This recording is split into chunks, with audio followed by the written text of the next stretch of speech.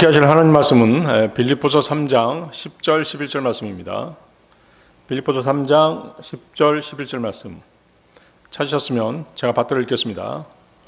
내가 그분의 죽으심에 일치되어 그분과 그분의 부활의 권능과 그분의 순환들의 교제를 알고자 함이니 어떤 방식으로든 내가 죽은 자들의 부활에 도달하려는 것이라. 사람들마다 목표가 있죠. 어떤 이는 성공을, 어떤 이는 명예를, 어떤 이는 부를 추구합니다. 그러나 사도 바울의 인생 목표는 단 한 가지였습니다. 그것은 그리스도를 아는 것이었습니다. 바울에게 예수 그리스도를 아는 것은 단순히 지식적인 안과 지식에 대한 이해가 아니었습니다. 예수 그리스도와의 인격적인 만남이었던 것이죠. 바울이 말한 그리스도를 아는 삶은 단순히 머리로 아는 지식이 아니었습니다. 그분과 동행하며 함께 사는 것이었습니다. 그는 그것을 네 가지 목표로 설명합니다. 본문을 보십시오. 네 가지 목표가 나와 있죠. 첫 번째, 그분의 죽으심에 일치함. 두 번째, 그분의 부활의 권능을 아는 것. 세 번째, 그분의 순환들의 교제를 아는 것. 네 번째, 죽은 자들의 부활에 도달하는 것입니다. 이 네 가지는 그리스도인의 영적 성장을 단계적으로 보여주는 영적인 여정이기도 합니다. 오늘날 바울의 이 영적 목표는 우리 그리스도인들의 목표가 되어야 합니다. 바울은 고린도전서 4장 16절에서 너희는 나를 따르는 자들이 되라고 말합니다. 누군가는 우리가 주님을 따라야지 사람을 어떻게 따를 수 있나라고 의문을 제기할 수도 있습니다. 그러나 잘 생각해 보면 우리가 하나님이신 주님을 어떻게 따를지 제대로 알 수가 없습니다. 거룩하시고 영광의 빛 가운데 계신 분을 따른다는 것은 쉬운 일이 아닙니다. 그래서 성경에서 권면하고 있듯이 바울처럼 그리스도를 따르는 위대한 사람들을 따르면 되는 것입니다. 그것이 곧 주님을 따르는 것입니다. 히브리서 13장 7절 말씀인데요. 너희를 다스리는 자들 곧 너희에게 하나님의 말씀을 전한 자들을 기억하라. 그들의 생활 방식과 결과를 숙고하면서 그들의 믿음을 따르라. 성경은 우리에게 말씀을 가르치고 영적으로 지도해 준 사람들을 잊지 말고 기억하라고 말씀하십니다. 그들이 완벽해서가 아닙니다. 하나님의 말씀을 전해준 통로였기 때문입니다. 또한 단순히 그들을 무작정 따르는 것이 아닙니다. 그들의 삶의 마지막 열매를 주의 깊게 살펴보라고 말씀하십니다. 시간이 지나면 그들의 믿음이 진짜였는지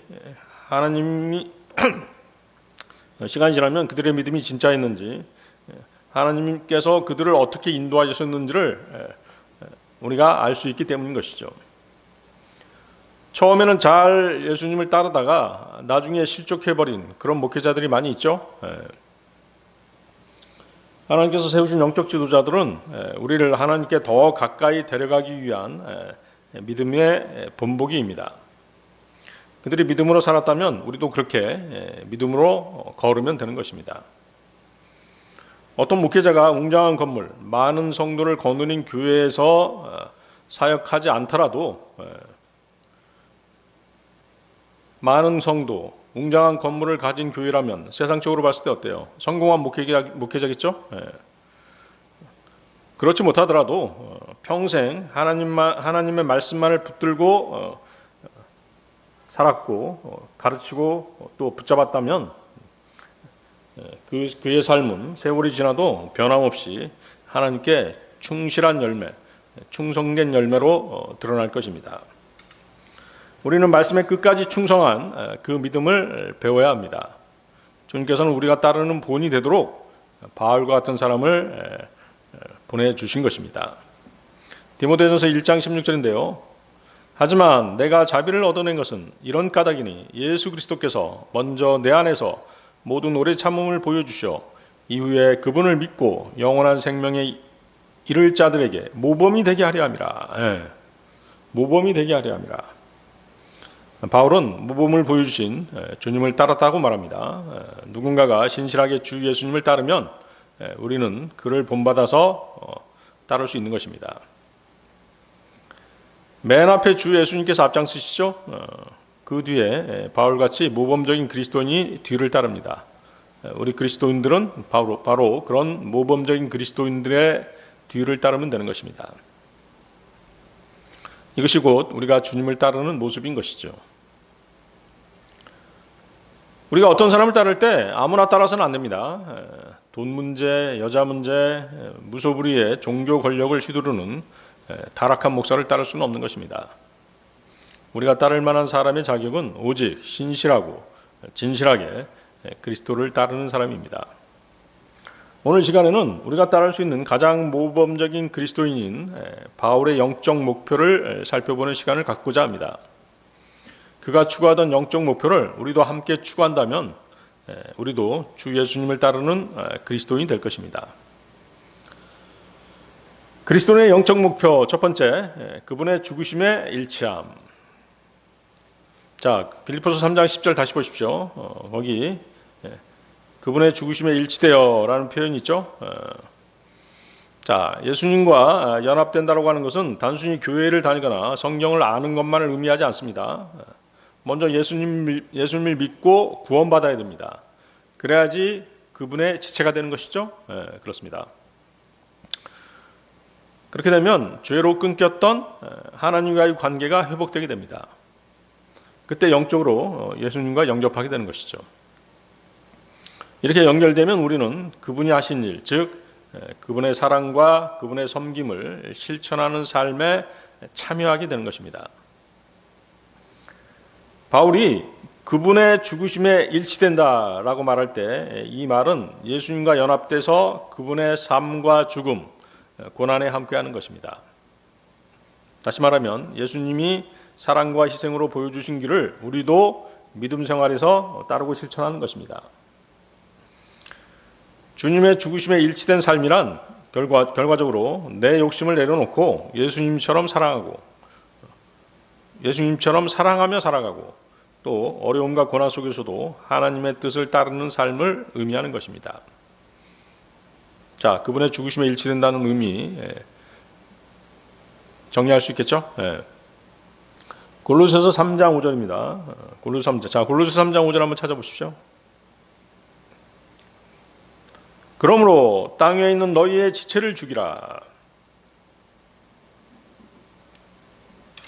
음행, 불결함, 무절제한 애욕, 악한 색정, 그리고 탐심이니 탐심은 곧 우상 숭배니라. 자, 이 본문을 가지고 일부 이단 교회들과 로마 가톨릭은 금욕주의와 고행을 주장하기도 합니다. 극단적인 금욕이나 고행, 종교적 고통을 추구하는 것으로 나타나기도 한다는 것이죠. 일부 기독교 국가나 기독교 단체에서는 스스로를 막 채찍질한다든가 금속으로 몸을 찌른다든가 혹은 날카로운 물건 위에서 걷는 행위들을 합니다. 이들은 육체를 괴롭히면 죄가 씻기고 영적으로 성장한다라고 생각하는 것이죠. 하지만 육체적 고통이 죄를 없애는 것이 아닙니다. 무죄한 것이죠. 무죄한 행위들인 것이에요. 성경을 모르기 때문에 나름대로 그렇게 믿음을 보이려고 하는 것이죠. 예수님이 흘리신 십자가의 보혈이 죄를 제거하는 것이잖아요. 그렇죠? 그런 고통은 그리스도를 본받는 것이 아닙니다. 육체를 통해 스스로 의로워지려는 시도에 불과한 것입니다. 또 어떤 사람들은 음식, 결혼, 세상 즐거움 등 인간의 기본적인 필요를 억지로 거부해야 더 거룩해진다라고 주장합니다. 그래서 오랫동안 굶거나 결혼이나 일상의 즐거움을 죄처럼 여기고 철저히 금지시키기도 합니다. 하지만 성경은 절제가 필요하지만 인간성 자체를 억압하는 극단적인 금욕은 하나님이 원하시는 것이 아니라고 말씀하십니다. 하나님께서는 결혼도 선물로 주셨습니다. 음식도 감사함으로 누리라고 말씀하십니다. 디모데전서 4장 3절 5절 말씀인데요. 디모데전서 4장 3절에서 5절 말씀. 그들은 혼인을 금하고 음식들을 단절하라고 명령하나니 그 음식들은 믿고 진리를 아는 자들이 감사들을 드리며 받아들이도록 하나님께서 창조하신 것들이라. 이는 하나님의 모든 창조물은 저마다 좋은 것이요 만일 그것을 감사들을 드리며 받아들인다면 거부할 것이 아무것도 없기 때문이라. 이는 그것이 하나님의 말씀과 기도로 성결하게 구별되기 때문이라. 그렇죠? 우리가 뭐 피채 먹는다든가 그런 것만 빼놓고 또 우상에 바친 재물을 눈으로 봤다면 이제 거부해야 되겠죠. 그런 것들을 빼놓고 어떤 음식을 먹을 때 이 먹는 음식 성결케 해달라고 그렇게 기도하고 먹으면 되는 것이에요. 그래서 그리스도를 본받는 것은 몸을 괴롭히는 고행을 통해 얻는 것이 아닙니다. 내 육신을 내려놓고 하나님께 순종하는 삶을 선택하는 것입니다. 고난을 스스로 만드는 사람도 있죠. 그렇다고 해서 구원받는 게 아니잖아요. 무지한 것이라고 말씀드렸습니다. 하나님을 따르다가 오는 어려움을 기꺼이 받아들이는 삶이 바로 성경적인 고난인 것입니다. 당연히 주님을 열심히 섬기다 보면 고난은 당연히 우리에게 닥쳐올 것입니다. 그것을 우리의 능력이 아닌 주님의 능력으로 극복해 나가는 삶이 바로 믿음 생활인 것이죠. 바울은 우리가 자기 욕심과 자아를 내려놓고 십자가에서처럼 죽는 삶을 살아야 된다고 말합니다. 이 말은 뭐냐면 세상의 기준대로 살지 않고 하나님의 뜻에 따라 사는 것이 바로 우리 그리스도인의 영적 목표가 되어야 된다는 것이죠. 골로새서 3장 5절 다시 보십시오. 너희의 지체를 죽이라. 여기서 죽이라는 말은 실제 몸을 죽이라는 뜻이 아니잖아요. 우리 안에 있는 죄의 욕망을 끊으라는 것입니다. 바울은 너희 지체를 죽이라고 말하면서 우리 마음과 몸속에 있는 나쁜 욕망들을 끊어버리라고 가르치고 있는 것입니다. 죄는 스스로 사라지지 않죠? 그것은 여러분들이 지금까지 살면서 경험적으로 느끼고 계실 것입니다. 육신은 죄의 통로인 것이죠. 그래서 육신이 살아있는 동안에 죄와의 싸움은 계속되는 것입니다. 그래서 하나님께서는 육신과 세상과 마귀를 예표하는 아말렉과 대대로 싸우시겠다라고 그렇게 말씀하십니다. 출애굽기 17장 16절인데요. 이는 그가 말하기를 주께서 아말렉과 대대로 전쟁을 하시겠다고 맹세하신 까닭이라 하였더라. 육신 세상 사탄과의 전쟁은 우리의 전생에 걸쳐서 계속됩니다. 그리스도인은 죄가 다시 살아나지 못하도록 매일 십자가 앞에서 육신을 죽이는 일을 해야 됩니다. 예수님을 믿는다고 해도, 즉 구원받았다고 하더라도 죄는 여전히 우리를 유혹하는 것입니다. 우리는 그 욕망을 내버려 두지 말고 단호하게 끊어야 합니다. 죄의 욕심을 끊고 옛사람과 단호하게 결별해야 됩니다. 죄는 저절로 사라지지 않습니다. 때문에 의도적으로 죽이는 노력이 필요합니다. 우리 구원받은 그리스도인들은 행위가 필요하지 않지만 죄를 죽이는 데 있어서만큼은 우리의 의지가 필요해요. 그렇지만 내 의지로만 되지 않죠. 그래서 성령님의 도우심이 필요한 것이죠. 그래서 이 죄를 죽이는 일은 주 예수님과 함께 사는 성도의 매일매일 매 시각의 영적 싸움인 것입니다. 로마서 8장 12, 13절입니다. 자, 한번 찾아보십시오. 로마서 8장 12, 13절. 형제들아, 그러므로 우리가 빚진 자들이나 육신을 따라 살도록 육신에 빚진 것은 아니니라. 이는 만일 너희가 육신을 따라 산다면 너희는 죽일 것이기 때문이라. 그러나 만일 너희가 성령을 통하여 몸의 행실들을 죽이면 너희는 살리라. 성령을 통하여 몸의 행실들을 죽이면 너희는 살리라. 그렇죠? 내 힘으로 되지 않습니다. 성령님의 도우심이 필요하다는 것이죠. 그래서 주 예수님을 믿고 거듭난 성도는 더 이상 옛날처럼 죄의 종이 아닙니다.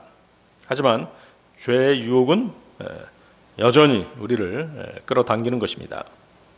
때문에 우리는 매일 성령님의 도움을 받아서 죄의 욕심을 이겨야 됩니다.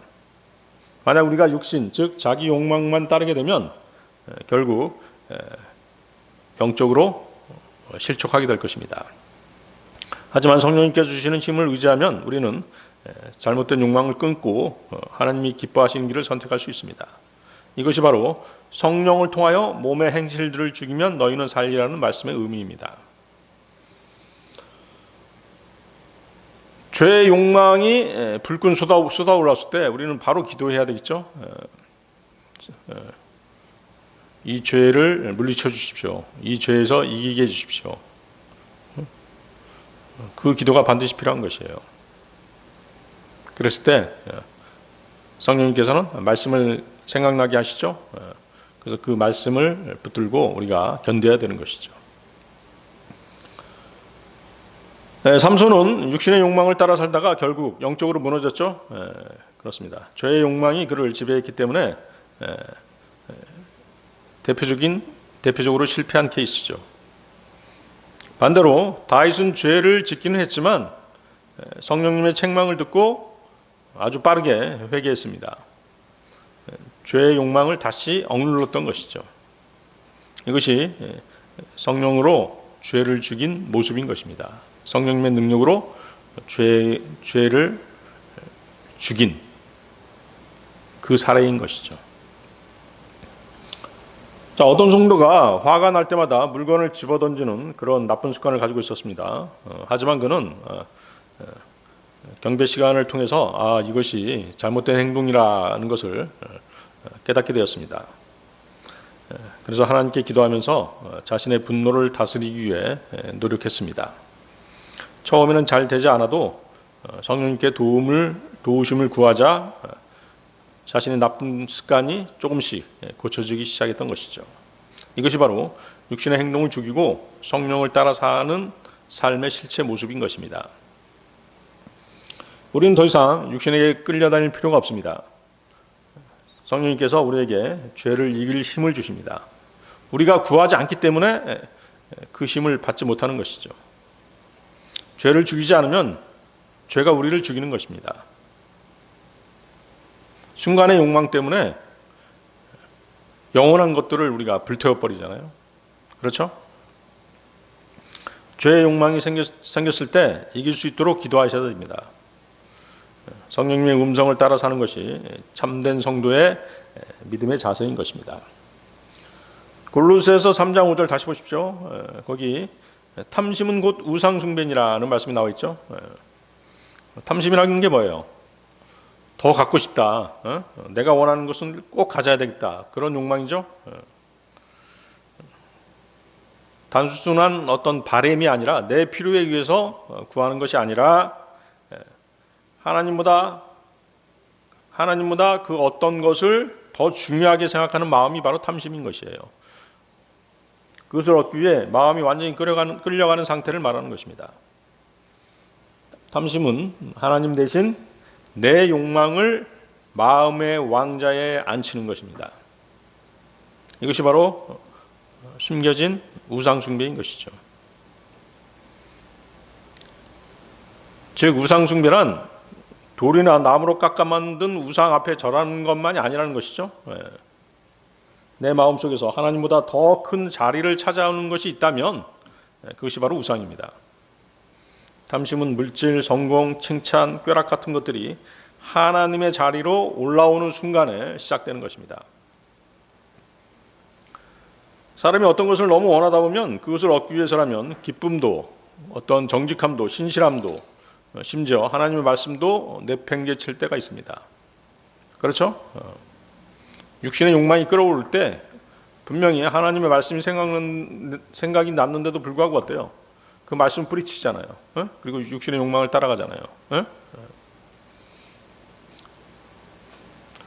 죄에게 져서 육신대로 사는 것이죠. 따라서 탐심은 그냥 욕심이 아니라 하나님을 대신하는 마음의 우상이 있다는 것이죠. 여호수아 7장을 보면 그 아간이 나오죠. 아간은 하나님이 금지한 물건을 보고 그것이 너무 갖고 싶었어요. 결국 그 물건들을 훔치게 되죠. 그 순간 하나님보다 금과 바빌론제 비싼 옷이 더 중요했던 것입니다. 그의 탐심은 결국 이스라엘 전체를 고통 가운데 빠뜨리게 되었던 것이죠. 그래서 아이성 전투에서 이스라엘이 패배하게 되죠. 마태복음 19장에 부자 청년은 예수님을 따르고 싶었지만 뭘 포기할 수 없었어요. 자신의 재산을 포기할 수 없었죠. 결국 그는 하나님보다 돈을 더 사랑했기 때문에 예수님을 떠나가 버린 것입니다. 이건 역시 마음속에 우상이 된 탐심인 것입니다. 자, 우리는 예수님을 믿어서 새 사람이 됐습니다. 하지만 우리 안에는 여전히 옛 죄의 습관과 욕망이 남아 있습니다. 바울은 그 죄의 욕망들이 아직 살아 움직이기 때문에 마치 잡초를 뽑아내듯이 죽이라, 즉 끊어버리라고 말하는 것입니다. 죄는 가만히 두면 더욱 자랄 수밖에 없습니다. 그렇죠? 죄일 매일매일 십자가 앞에 내려오는 것이 성도의 영적 전쟁인 것입니다. 그래서 지체를 죽인다는 말은 죄의 욕심이 더 이상 날 움직이지 못하게 하는 것, 즉 악한 생각을 멈추고 유혹이 올 때 피하고 말씀과 기도로 마음을 지키는 것을 뜻하는 것입니다. 그리스도의 영적 목표 두 번째, 부활의 권능입니다. 부활의 권능. 자, 부활의 권능을 한마디로 표현하면 부활하신 주님께서 내 안에 거하시면서 주는 능력입니다. 그렇죠? 우리 안에 주님이 물리적으로 들어오실 수 없죠? 어떻게 들어오세요? 영으로, 성령으로 우리 안에 들어와 계시죠. 그분이 주시는 능력, 그것이 바로 부활의 권능입니다. 이해하시겠어요? 우리가 구원받을 때 주 예수님께서 영으로 우리 안에 내주하십니다. 그리고 우리가 죄를 이기며 살고 하나님을 기쁘게 해드리는 일을 하며 살아가도록 하시는 능력, 그것이 바로 부활의 권능, 부활의 능력입니다. 자, 여러분들 빌립보서 4장 13절 한번 보십시오. 빌립보서 4장 13절. 내게 힘을 주시는 그리스도를 통하여 내가 모든 것들을 할 수 있느니라. 내게 힘을 주시는 그리스도를 통하여 내가 모든 것들을 할 수 있느니라. 이 말씀이 바로 거듭난 그리스도인들 안에 거하시는 주님이 주시는 능력의 삶입니다. 이 말씀에서 능력은 예수 그리스도 안에 있는 능력, 즉 성령님의 능력을 말씀하십니다. 이 능력은 우리가 스스로 만들어낼 수 있는 능력이 아니죠. 주님께서 주시는 능력입니다. 그 능력은 주로 인내와 순종을 가능하게 하는 능력입니다. 바울은 전에 그 이후에 보십시오. 빌립보서 4장 11, 12절. 빌립보서 4장 11, 12절 보면 내가 궁핍함으로 언급하는 것이 아니니라. 이는 내가 어떤 형편 가운데 있든지 나는 그것으로 만족하는 것을 배웠기 때문이라. 나는 어떻게 낮춰지는지도 알고 어떻게 풍족을 누리는지도 아느니라. 모든 곳마다 그리고 모든 일들에서 내가 배부름에 처하는 것뿐만 아니라 배고픔에 처하는 것도 풍족을 누리는 것뿐만 아니라 궁핍을 감내하는 것도 배웠노라 하고 고백합니다. 그렇기 때문에 본문 빌립보서 4장 13절에 모든 것은 무작정 원하는 모든 일을 이룬다는 뜻이 결코 아닙니다. 어려움 속에서도 자족하면서 만족하면서 주님께서 맡기신 일을 해낼 수 있는 능력입니다. 이해하시겠죠? 모든 것들을 할 수 있는 일, 모든 것들을 할 수 있느니라. 그래서 이 구절을 잘못 인용하는 사람들이 많잖아요. 세상에서도 이 구절 인용합니다. 세상 사람들도. 나는 모든 시험, 모든 시합, 모든 사업, 모든 일을 다 성공할 수 있어 라는 식으로 자기 뜻을 관철시키는 만능의 문구처럼 이 구절을 사용하는 그런 사람들이 있는 것이에요. 모르겠어요. 그들이 그리스도인이라고 하지만 구원 받았는지 그건 알 수 없습니다만은 이 구절을 그런 식으로 인용하죠. 그것은 성령을 곡해하는 것입니다. 이 말씀은 하나님의 능력으로 고난을 이기고 그분의 뜻을 따르는 능력을 말하는 것입니다. 내가 원하는 모든 걸 반드시 이루게 해주신다고 하는 만능의 부적이 아니라는 것이죠. 본문이 말씀하시는 것은 우리의 노력과 의지의 힘이 아니라 주님이 주시는 은혜의 능력입니다. 우리는 스스로 열심 내는 것으로 주님의 일을 결코 다 해낼 수 없습니다. 하지만 예수님 안에 거하고 그분과 교제하는 그리스도인은 주님께서 실제로 그를 붙들어 주시고 능력을 주시는 것입니다. 자, 말씀이 주어지는 이유가 뭐예요? 어떤 일이 닥쳤을 때 말씀이 주어지죠? 그럴 때가 있죠? 우리를 강하게 하기 위해서 주어지는 것입니다. 우리를 안심시키기 위해서, 우리를 보호하기 위해서, 우리를 위로하기 위해서, 우리에게 위안을 주기 위해서 말씀이 주어지는 것이에요. 우리의 육신을 자랑하기 위해서 주어지는 게 아니잖아요. 주님이 주시는 능력은 우리로 하여금 자랑하지 않고 오직 하나님만 의지하게 하는 능력입니다. 진정한 능력은 그래서 물질의 풍요로움이 아니죠. 바울의 삶처럼 배고픔, 박해, 시험, 감옥, 매질, 고난 속에서 나타나는 것입니다. 고난 중에 하나님께서는 우리를 인내하게 하는 능력을 주십니다. 그래서 우리는 인내를 배우죠. 고린도후서 12장 9절인데요. 고린도후서 12장 9절. 그러자 그분께서 나에게 이같이 말씀하셨느니라. 나의 은혜가 너에게 충분하도다. 이는 약함 가운데서 나의 힘이 완전해지기 때문이라. 그러므로 내가 오히려 매우 기꺼이 나의 연약함들을 자랑하겠으니 그리스도의 권능이 내 위에 머물게 하려 함이라. 그리스도의 권능. 부활의 권능. 비슷하죠? 하나님의 능력이 우리 약함 속에서 역사하십니다. 내가 강하면 강할수록 하나님께서 역사하지 않으세요. 하나님께서 역사하셔야 내게 힘을 주시는 그리스도를 통하여 내가 모든 것들을 할 수 있느니라는 말씀을 붙잡고 모든 것들을 해낼 수 있는 것입니다.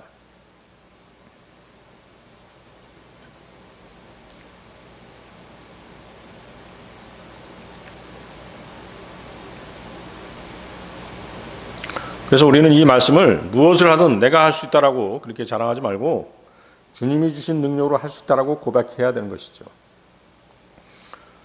원하는 모든 일이 이루어지기를 바라지 말고 하나님 뜻 안에서 무엇을 감당해야 할지를 우리가 먼저 물어야 되는 것입니다.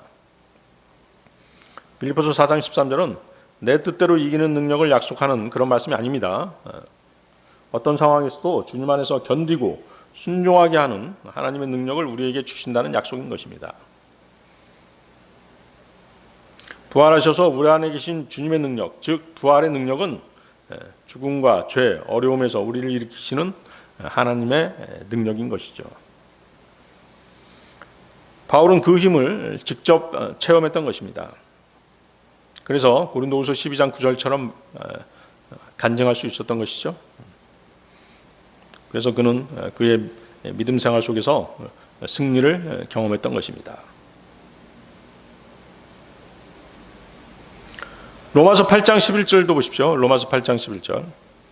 그러나 예수님을 죽은 자들로부터 일으키신 분의 영께서 너희 안에 거하신다면 그리스도를 죽은 자들로부터 일으키신 분께서는 너희의 죽을 수밖에 없는 몸까지도 너희 안에 거하시는 그분의 영을 통하여 되살아나게 하시리라. 그래서 우리 안에 내주하시는 주님의 부활의 능력은 두 가지 일을 하신다라고 말씀하시는 것이죠. 첫 번째는 뭐예요?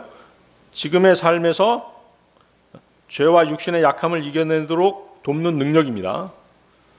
히브리서 4장 15절인데요. 이는 우리에게 계신 한 대제사장은 우리의 연약함들을 공감하지 못하는 분이 아니시기 때문이라. 그렇죠? 우리의 연약함들을 공감하신 분이기 때문에 우리를 도우실 수 있으신 거예요. 오히려 모든 점들에서 우리가 그러한 것처럼 시험을 받으셨으나 그럼에도 죄는 없는 분이시라. 시험도 받으셨죠? 그런 시험들을 다 통과하신 분이기 때문에 우리의 시험, 우리의 연약함들을 다 감당해 주실 수 있으신 분이신 것이죠. 도와줄 수 있으신 분이시죠. 육신을 입고 오셔서 우리의 연약함을 공감하신 그분께서 우리 안에서 우리를 도우시는 것이에요. 그리고 두 번째는 마지막 날에 우리의 몸을 로마서 8장 11절처럼 마지막 날에 우리의 몸을 주님과 같은 영광스러운 몸으로 변화시켜 주시는 것입니다. 그 능력이죠. 그 능력. 영광의 몸으로 변화시켜 주시는 능력. 빌립보서 3장 21절인데요. 빌립보서 3장 21절 보십시오. 그분께서 우리의 천한 몸을 변화시키셔 그것이 그분의 영광스러운 몸같이 변모되게 하시리니 그분께서는 그것으로 인한 역사하심에 따라 심지어 모든 것들을 자신에게로 능히 복종케 하실 수 있느니라. 따라서 성령님이 우리 안에 계시다라고 하는 것은 단지 믿음 생활에서의 위로뿐만 아니라 실제적인 힘과 소망을 주시는 주님의 부활의 능력인 것입니다. 죄를 이기게 하는 힘이죠. 그렇습니다. 그리고 우리를 주님 앞으로 데려가는 능력입니다. 그리고 우리를 주님 앞으로 데려갈 때 주님과 같은 몸으로 변모시키는 능력인 것이죠. 그래서 그 능력은 절망 가운데서도 다시 일어서게 하는 능력입니다. 지금은 우리가 병들고 약한 몸으로 살지만 언젠가 그분은 우리의 몸을 새롭고 영광스러운 몸으로 바꿔주실 것입니다. 요한복음 11장에서 주님은 죽은 나사로를 일으키심으로써 그 부활의 능력을 직접 보여주셨죠. 이 일이 우리 안에 계신 성령님의 능력과 연결되어서 우리도 영적으로 부활하게 되는 것입니다. 바울을 예로 들어보면 바울도 어땠어요? 과거에는 그리스도인을 박해하던 삶을 살았죠. 그러나 성령님의 능력으로 복음을 위해 고난과 역경을 견디는 그런 의의 도구로 쓰였던 것입니다.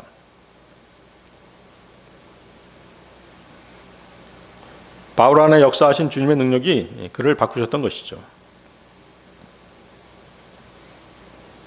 이런 일들은 우리 주변에서도 많이 볼 수 있습니다. 오랫동안 게임, 도박, 술에 빠져있던 어떤 성도가 있었습니다. 자신만의 힘으로는 끊기 어려웠죠.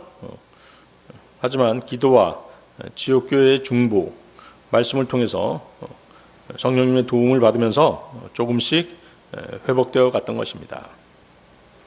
이때의 변화는 바로 성령님의 능력이 그 사람 안에서 그의 삶에서 실제로 일하셨다는 증거인 것입니다. 예수님을 살리신 그분의 영, 성령님께서 우리 안에 계시면 우리 삶을 새롭게 하십니다. 장차 우리를 주님과 같은 몸으로 완전히 변화시키실 것입니다. 이것이 그리스도인에게 거하는 주님의 부활의 권능인 것입니다. 그리스도인의 영적 목표 세 번째, 순환의 교제. 자, 빌립보서 3장 10절 순환의 교제가 나오죠. 순환의 교제는 주님을 섬기다가 겪는 어려움 속에서 주님이 어떤 마음으로 고난을 받으셨는지를 배우고 느끼는 것입니다. 예를 들면 이런 것이죠. 자, 어떤 사람이 겨울산을 오르기로 했습니다. 한참 오르다 보니까 어때요? 처음에는 눈과 바람 때문에 힘들고 발도 시리고 몸이 지쳐갔습니다. 하지만 그의 옆에는 경험 많은 등산 가이드가 함께 있었습니다. 그래서 그가 힘들 때마다 가이드는 말벗이 되어주었습니다. 그리고 조금만 더 가면 멋진 전망이 보입니다 라고 격려해 주었습니다. 그는 추위 때문에 힘들고 지쳤지만 그 과정에서 가이드와 함께 걷는 시간, 즉 대화를 나누고 겨울산에 대해 가르침을 받는 경험 자체가 소중한 시간이 되었습니다. 결국 정상에 도착했을 때 그는 힘든 경험 속에서도 가이드와 더 친밀해졌고 자신도 목표를 이루어냈다라고 하는 그 뿌듯함에 감동했던 것입니다. 바울이 말하는 그리스도의 순환의 규제도 이와 같은 것입니다. 고난은 눈, 바람, 추위처럼 피할 수 없는 어려움입니다. 예수님은 그 어려움 속에서 우리와 함께 계시며 우리를 인도하시고 가르치시는 가이드가 되어주십니다.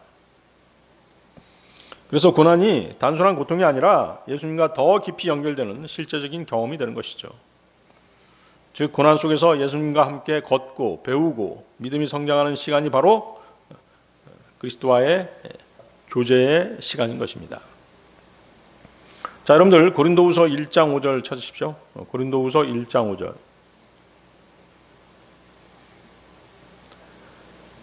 이는 그리스도의 순환들이 우리 안에 넘치는 것 같이 우리의 위안 또한 그리스도를 통하여 그렇게 넘치기 때문이라. 자, 주 예수님께서 이 땅에 계실 때 많은 고난들을 당하셨죠. 또 사도 바울이 사역하는 중에 주님을 위해 많은 고난들을 겪었습니다. 예수님께서 저주받으셨듯이 바울도 저주받았습니다. 그리스도께서 채찍에 맞으셨듯이 바울도 채찍에 맞았습니다. 그리스도께서 감옥에 갇히셨듯이 바울도 감옥에 갇힌 신세가 되었었죠. 바울은 갈라디아서 6장 17절에서 이렇게 말합니다. 이는 내가 주 예수의 표들을 내 몸에 지니고 있기 때문이라. 자, 이 표가 뭘까요? 네. 바울은 수많은 고난의 상처를 몸에 지니고 있었던 것입니다. 그렇죠? 네. 채찍질 당했기 때문에 채찍 자국이 있죠. 매에 맞았기 때문에 매 자국이 있습니다. 돌에 맞았기 때문에 돌로 맞은 상처가 깊이 패여 있었던 것입니다. 이것이 바로 뭐예요? 주 예수의 표, 바로 고난의 표를 지니고 있었던 것이죠. 그래서 그 표는 주님이 당하신 순환을 그대로 겪은 표였던 것이에요. 바울은 주님의 순환의 교제를 알아 그분의 죽음의 부활에 이르려 했던 것입니다. 거기 보십시오. 고린도후서 1장 5절. 우리의 위안 또한 그리스도를 통하여 그렇게 넘치기 때문이라. 어떤 사람이 그리스도를 위해 고난을 당하면 주님께서는 그가 그 고난을 이기는 데 필요한 위로와 위안을 주십니다. 그러나 그 위로를 넘치게 받기 위해서는 고난 또한 넘치게 당해야 되는 것입니다. 그러므로 그분의 사역이 아닌 자신의 육신이나 세상을 위해 받는 고난에 대해서 하나님의 위로는 없는 것입니다. 자신의 욕망 때문에 당하는 고난, 세상과 동행하는 삶을 살면서 세상이 협조하다가 겪는 고난, 그런 것들을 통해서는 하나님의 위로와 위안을 받을 수가 없죠. 베드로전서 4장 15, 16절인데요. 베드로전서 4장 15, 16절. 그러나 너희 중 아무도 살인자로서나 도둑으로서나 행악자로서나 다른 사람들의 사안들에 참여하는 자로서 고통받지 않게 하라. 그럼에도 누구든 그리스도인으로서 고통받는다면 그런 부끄러워하지 말지니라. 오히려 그는 이 일로 인하여 하나님을 영화롭게 할지니라. 세상 일, 자신의 어떤 육신적인 잘못, 이런 걸로 받는 고난을 통해서 위로를 받겠다? 그것은 잘못된 생각이죠. 하나님께서는 그런 일로 위로를 해주시지 않으세요. 오히려 징계를 내리시죠. 그리스도인으로서 잘못된 삶을 살았기 때문에 징계가 불가피한 것입니다. 그래서 예수님을 믿기 때문에 생기는 어려움은 부끄러움이 아닙니다. 오히려 하나님께 속한 사람이라는 증거인 것이죠. 내가 그리스도인이기 때문에 이런 수모를 당하는구나. 그런 적 있잖아요. 우리가 거리에 나가서 구령하고 설교할 때 우리를 욕하고 지나가는 사람들, 손가락질하는 사람들, 또 우리 면전에서 전도지를 박박 찢어가지고 공중으로 날리고 도망가는 사람들, 이런 일들을 당하는 것은 부끄러운 일이 아니죠. 경찰에 신고당해서 이리저리 쫓겨다닐 때 그런 것도 부끄러움이 아닙니다. 그것이 이제 뭐예요? 하나님께 속한 사람, 즉 그리스도인이라고 하는 증거인 것입니다. 우리가 구원받은 사람이라는 증거인 것이죠. 우리가 구원받지 않았으면 그런 일을 당해야 될 이유가 없잖아요. 그래서 우리가 정직하게 행하려고 하다가 손해볼 때 있죠. 믿음을 지키려다가 다른 사람들의 놀림감이 될 수도 있습니다. 회식 자리에서 건배를 한다든가 할 때 술 우리가 거절하잖아요.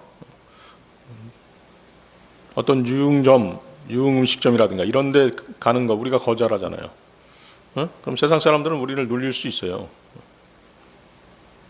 또 의로운 일, 바른 길을 선택해서 스스로 외롭게 되는 그런 일들도 있죠.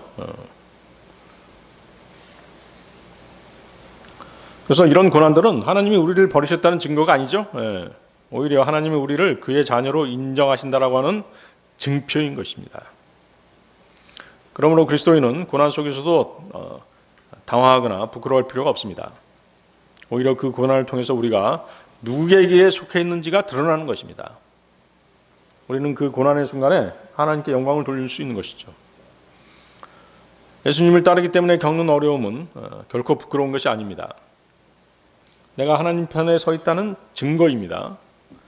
그 고난의 순간에도 하나님을 믿고 우리는 기뻐해야 됩니다. 우리가 주님으로 인하여 겪는 고난은 장차 영광스러운 약속이 있습니다. 네, 로마서 8장 17절 보십시오. 로마서 8장 17절. 그리고 자녀라면 그때는 상속자들이니 하나님의 상속자들이자 그리스도와 함께한 공동 상속자들이라. 만일 그리하여 우리가 그분과 함께 고통받는다면 우리는 함께 영광도 받게 되리라. 네. 자, 여러분은 자신의 부모들로부터 재산을 물려받을 상속자들입니다. 그렇습니까? 네, 물론 재산을 물려받지 못할 사람들도 있습니다. 부모님이 가난해서. 자, 그런데 어때요? 구원받고 하나님의 자녀가 된 우리는 당연히 하나님의 상속자들인 것이죠. 머지않은 장래에 예수님께서 다시 오시면 우리는 그리스도와 함께 공동 상속자로서의 영광을 누리게 되는 것입니다. 하나님의 자녀로 우리가 입양됐잖아요. 그렇죠? 그래서 우리에게는 하늘의 유업이 확실하게 보장되어 있는 것입니다. 저와 여러분이 그리스도와 함께한 공동 상속자로서 받게 될 유업은 그리스도와 함께 통치하는 천년 왕국에서의 유업입니다. 우리는 장차 이 땅에 천년 왕국이 세워질 때 땅을 유업으로 받습니다.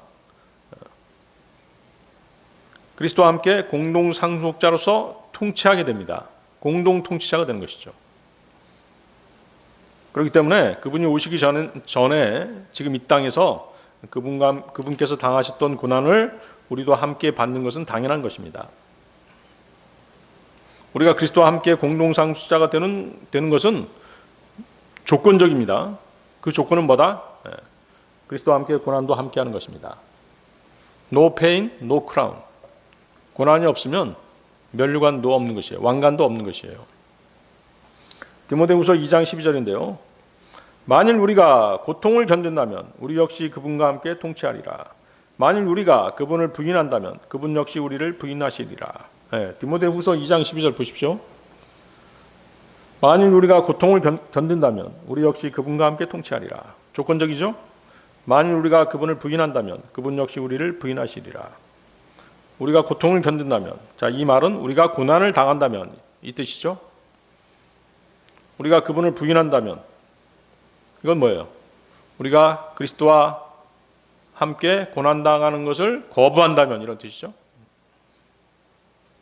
그럼 어떻게 해요? 거부하면 그분이 우리를 부인하실 것이라. 즉 그리스도께서 우리와 함께 다스리는 것을 거부하실 것이다. 이런 뜻이 되겠죠. 그래서 성도가 주님을 믿고 의지하지 않으면 그 사람은 그분께 신실하지 못한 그리스도인입니다. 신실하지 못한데 그분께서 우리에게 무엇을 위탁하실 수 있겠어요?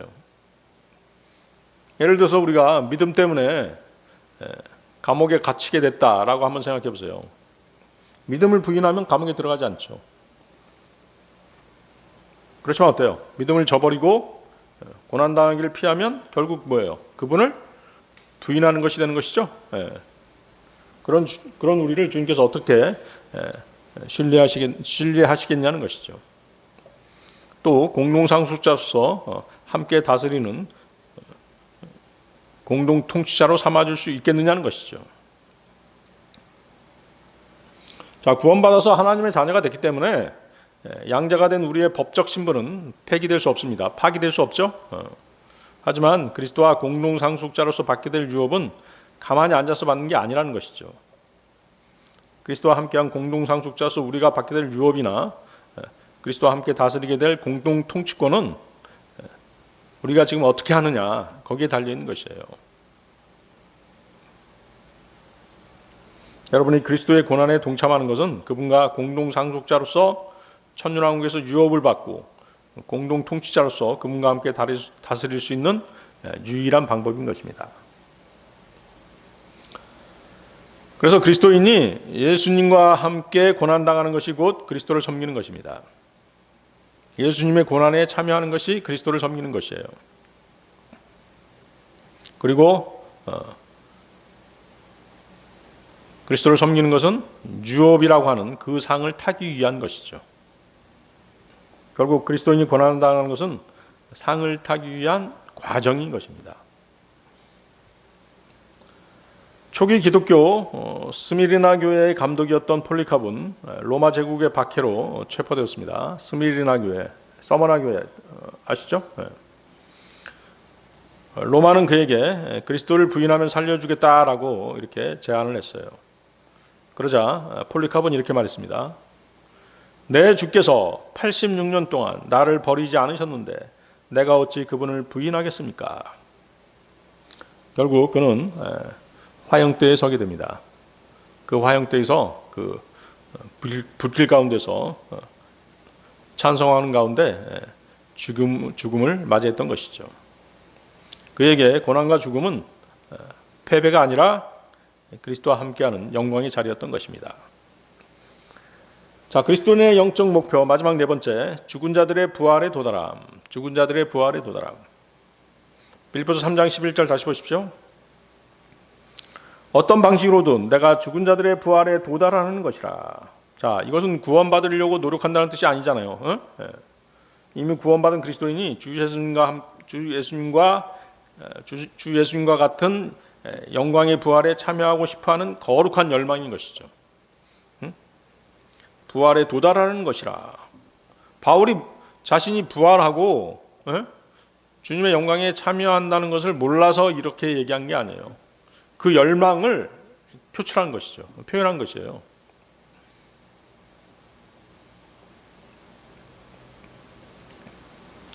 그래서 지금 이 땅에서 그리스도와 연합되어 가는 사람들, 그리스도의 지체들이죠. 그리스도와 연합되어 가는 사람들은 결국 영원한 부활의 영광에도 참여할 것이라는 그런 확신 가운데 살아가는 사람들인 것입니다. 그것을 의심하지 않잖아요, 여러분들. 요한복음 11장 25절인데요. 자, 여러분들 요한복음 11장 25절 찾아보십시오. 요한복음 11장 25절. 예수님께서 그녀에게 이같이 말씀하셨느니라. 나는 부활이요 생명이라. 나를 믿는 자는 비록 그가 죽었을지라도 그가 살리라. 자, 주님은 나사로의 누이 마르다의 시선을 주님께로 향하게 하십니다. 주님은 마르다를 오라비 나사로의 죽음에 대한 슬픔의 구렁텅이에서 이끌어내 주시려고 하시는 것이죠. 그녀로 하여금 주님을 더욱 완전하게 믿게 하시려는 것입니다. 주님은 또한 죽은 나사로에 대한 생각으로 슬픔에 잠겨있는 그녀를 일깨우셔서 생명의 주이신 그분만을 절대적으로 의지하게 하시려는 것입니다. 주님께서는 그녀로 하여금 먼 훗날 일어날 일반적인 부활에 대한 생각에서 벗어나서 지금 이 순간에도 부활이요 생명이신 그분을 신뢰하게 하시려는 것입니다. 그렇죠?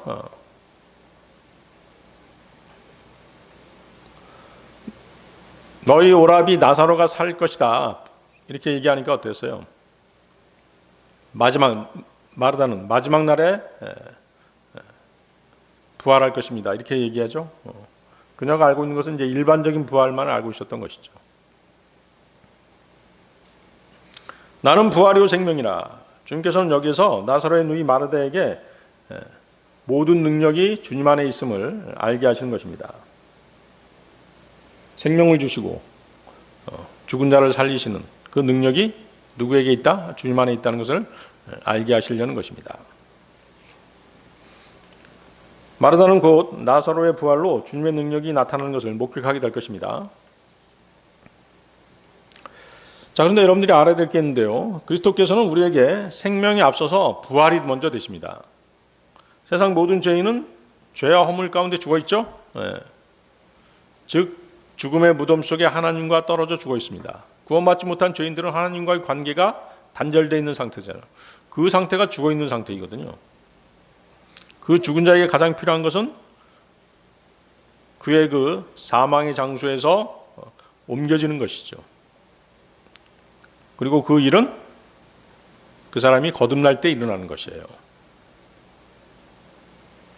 거듭남이라고 하는 것은 뭐예요? 사망에서 생명으로 옮겨가는 것이잖아요. 그렇죠? 요한복음 5장 24절인데요. 자, 요한복음 5장 24절도 보십시오. 진실로 진실로 내가 너희에게 말하노니 나의 말을 듣고 나를 보내신 분을 믿는 자는 영원한 생명이 있으며 정죄에 들어가지 아니하고 오히려 사망에서 생명으로 넘겨지느니라. 사망에서 생명으로 넘겨지느니라. 그래서 거듭난 사람은 부활의 땅으로 옮겨지는 것과 마찬가지예요. 사망의 자리를 떠나 부활의 생명을 받는다라고 하는 이 개념은 요한복음 5장 25절의 말씀으로 뒷받침이 되죠.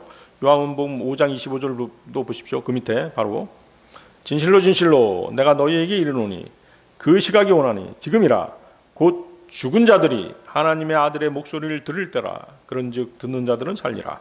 자, 이 말씀을 무덤에다 대고 외친 게 아니잖아요. 유대 백성들한테 하신 말씀이잖아요. 구원받지 못한 자들은 다 뭐예요? 죽은 자들이라는 것이죠.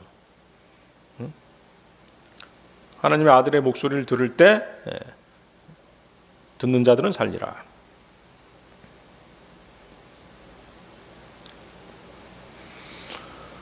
또 어때요?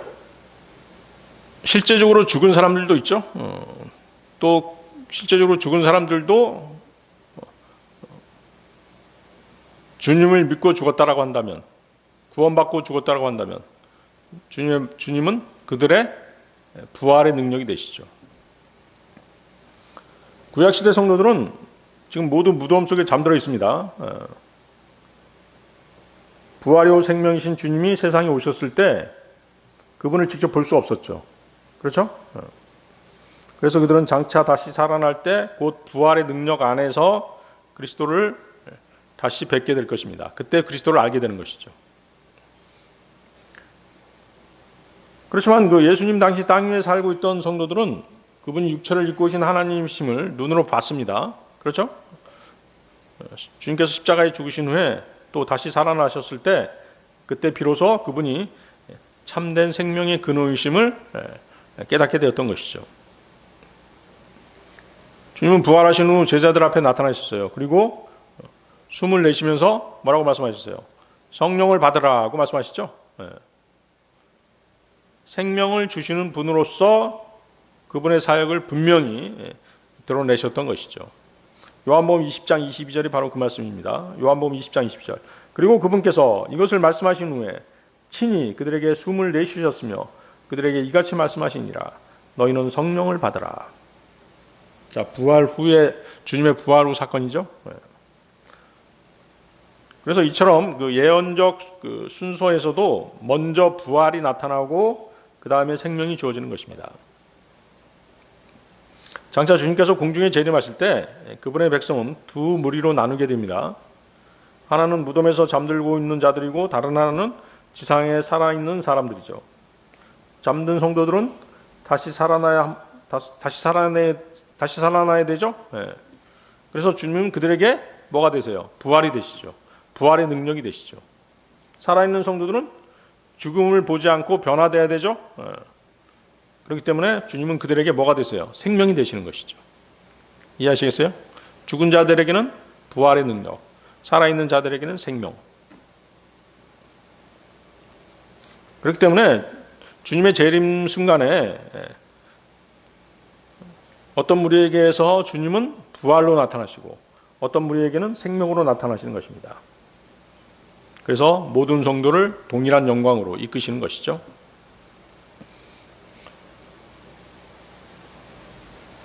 주 예수님께서 장차 공중 재림하실 때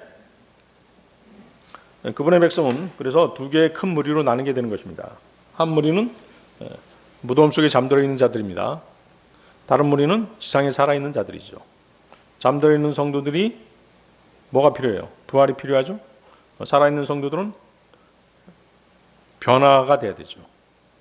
주님과 같은 몸으로. 그렇죠? 그렇기 때문에 그리스도께서는 한 무리에게는 부활이 되시고 다른 한 무리에게는 생명이 되시는 것이죠. 영원한 생명. 그렇죠? 영원한 생명을 받게 되잖아요. 살아있는 사람들은 영원한 생명을 받아야 되죠. 그 말씀이 이제 데살로니가전서 4장 16, 17절이에요. 휴거죠. 휴거에 대한 말씀에 그 내용들이 부활과 생명이 다 들어있는 것입니다. 데살로니가전서 4장 16, 17절. 이는 주께서 환호와 천사장의 음성과 하나님의 나팔 소리와 함께 하늘로부터 친히 내려오실 것이기 때문이라. 그리하면 그리스도 안에서 죽은 자들이 먼저 살아나리라. 그 다음에 살아서 남아있는 우리도 구름 속으로 그들과 함께 붙들려 올라가 공중에서 주를 만나리라. 그래야 우리가 언제나 주와 함께 있으리라. 자, 주님을 믿고 죽은 성도들이 지금 무덤 속에 잠들어 있습니다. 이 사람들은 주님께서 재림하실 때 휴거될 첫 부류의 사람들입니다. 그렇죠? 죽은 자들이 먼저 일어나죠. 마지막 날에 전면적인 부활이 있죠. 마르다가 그 얘기 있잖아요. 마지막 날에 전면적인 부활 이전에 주님께서 재림하실 때 공중 재림입니다. 그리스도 안에서 잠든 사람들이 다시 새 몸을 입고 살아 일어나는 부활이 있다는 사실을 여기서 일깨워주고 계신 것이죠. 백보자 심판 직전 마지막 전면적인 부활이 있죠. 그때 이제 마지막 전면적인 부활이죠. 마르다가 알고 있던 부활은 바로 이거였어요. 구원받지 못하고 죽은 자들이 그때 부활해서 최후의 백보자 심판 때 이제 불려 나오는 것이죠. 그리고 지옥 불호수의 판결을 선고받게 되는 것입니다. 그래서 모든 정통 유대인들은 죽은 자들의 부활을 믿었습니다. 마르다도 마찬가지였죠. 죽은 자들의 부활이었죠. 그러나 그들 중 누구도 죽은 자들로부터의 부활은 믿지 않았습니다. 죽은 자들의 부활은 인류의 전면적인 부활입니다. 죽은 자들로부터의 부활은 구원받은 성도들의 부활인 것이죠. 사도행전 4장 1절에서 3절인데요. 그런데 그들이 백성에게 전하는 동안 제사장들과 성전의 대장과 사두교파 사람들이 그들에게 왔더라. 사도들이 백성을 가르치고 예수님을 통하여 죽은 자들로부터의 부활을 선포한 것에 놓아요. 그들이 사도들에게 손을 대었으며 다음 날까지 그들을 가둬두었으니 이때가 저녁 무렵이었기 때문이라. 죽은 자들로부터의 부활을 선포한 것에 놓아요. 죽은 자들의 부활이 아니라 죽은 자들로부터의 부활. 그래서 바울은 죽음을 넘어서 영원한 생명을 누리는 것을 목표로 삼았던 것이에요. 부활의 소망은 현재 우리의 삶에서도 소망을 갖게 하죠. 그렇습니다. 요한복음 11장에서 나사로가 죽었을 때 예수님은 그의 무덤에 가셔서 뭐라고 말씀하셨어요? 나사로야 나오너라 하고 말씀하시죠. 이것은 그리스도 안에서 죽음을 넘어 새 생명을 얻는 소망의 강력한 증거였던 것입니다. 나사로의 부활, 그것이 증거로서 오늘날 우리에게 보여진 것입니다. 자, 오늘 설교의 결론입니다. 오늘 배운 내용을 점검해 보겠습니다. 첫 번째, 그분의 죽으심의 일체함이 나오죠. 그것이 뭐였어요? 자신을 내려놓고 십자가를 지는 삶입니다. 그분의 죽으심의 일체함. 부활의 권능, 우리 안에 살아계신 주님의 능력으로 믿음의 삶을 사는 것입니다. 순환의 교제, 고난 속에서도 그리스도와 동행하는 삶을 사는 것입니다. 죽은 자들의 부활에 도달함, 마지막 부활의 영원한 생명을 바라보는 소망인 것이죠. 자, 이 네 가지 목표는 단순한 지식이 아니라 삶 속에서 체험되는, 믿음 생활 속에서 체험되는 목표입니다. 우리가 매일 삶 속에서 십자가를 지고 부활의 능력을 체험하면서 고난 속에서도 하나님과 동행하는 삶을 살고 부활의 소망을 붙잡는 것이 바로 그리스도인의 영적 목표인 것입니다. 주 예수님께서는 마태복음 16장 24절에서 누구든 나를 따라오려거든 그는 자신을 부인하고 자기 십자가를 지고 나를 따를지어다 라고 그렇게 말씀하셨습니다. 자, 십자가를 지는 삶, 십자가는 죽음이죠. 고난입니다. 창세기 22장에서 아브라함은 하나님께서 이삭을 바치라고 했을 때 어떻게 했습니까? 아브라함은 거부하지 않았죠. 자신의 가장 소중한 것을 내려놓았습니다.